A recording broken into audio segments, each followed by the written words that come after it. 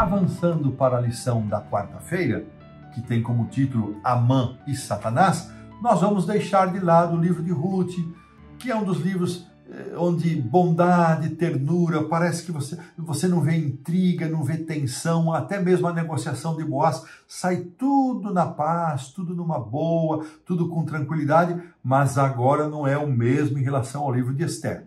Esther já é um livro que traz várias tensões ali ao longo da sua história, e é um livro curioso porque é o único livro da Bíblia em que o nome de Deus não é mencionado. Outra curiosidade do livro de Esther é que ele contém o maior versículo da Bíblia, capítulo 8, verso 9.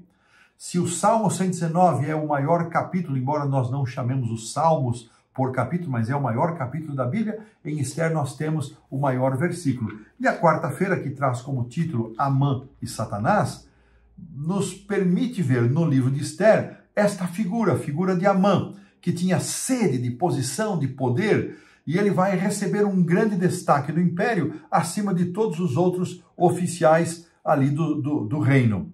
E nos textos que descrevem a queda de Lúcifer, o autor nos lembra, Ezequiel 28 e também Isaías 14, nós vemos paralelos com Amã, inimigo maligno do povo de Deus, que se recusava a reconhecer a supremacia do Senhor. Também vemos na história da tentação de Cristo como ela revela as intenções mais abrangentes de Satanás quando ele leva Jesus a um lugar alto, texto que nós mencionamos ainda na lição de ontem, para mostrar-lhe os reinos desse mundo e toda a sua glória, com a intenção de oferecer aquilo que ele não possuía para o Senhor Jesus. Satanás sempre faz assim, ele sempre oferece aquilo que ele não possui. Ele estava oferecendo para Cristo aquilo que já pertencia a Cristo. Mas Cristo veio para redimir o mundo e reivindicá-lo como seu por meio do seu sacrifício, e ele fez isso, tornando-se um de nós. Ele tornou-se o nosso parente mais próximo, o nosso parente resgatador, e o preço que ele pagou para redimir o mundo foi extremamente alto. Não foi apenas curvar-se diante de Satanás, isso não significava nada. Ele pagou com a sua própria vida em sacrifício de substituição. E ao mesmo tempo, olhando já mais para a aplicação que o autor faz para os registros do Apocalipse 13, nós vemos até onde vai chegar a cobiça de Satanás com a sua ambição por receber adoração, por exercer poder, e os seus enganos vão convencer o mundo a ponto de que todos aqueles que rejeitarem as suas propostas de adoração e de um dia especial para isso, eles serão condenados à morte. Da mesma forma como foram condenados à morte os judeus nos dias aqui da nossa história.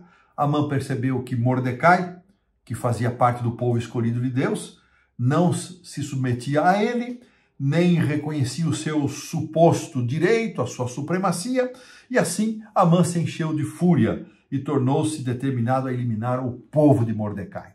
Olha que interessante esta comparação, isso nos permite, é uma trama que nos permite também pensar muito em liberdade religiosa, uma área que eu aprecio muito, a qual me dediquei por vários anos na divisão sul-americana. Irmãos, a lição termina dizendo o seguinte, que Satanás ele reivindica este mundo como sendo seu.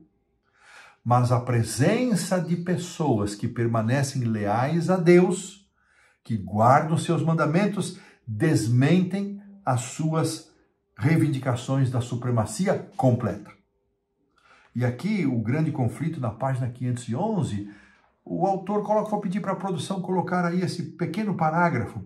Como o sábado se tornou o ponto especial de controvérsia no cristianismo, aí põe uma pausa aqui, a recusa persistente de uma pequena minoria em ceder à exigência popular fará com que essa minoria seja alvo do ódio universal. Olha que comparação interessante.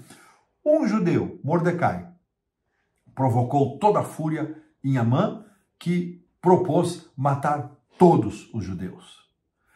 A pequena minoria de fiéis, desafiando o decreto da maioria, fará com que esta minoria se torne objeto de ódio universal.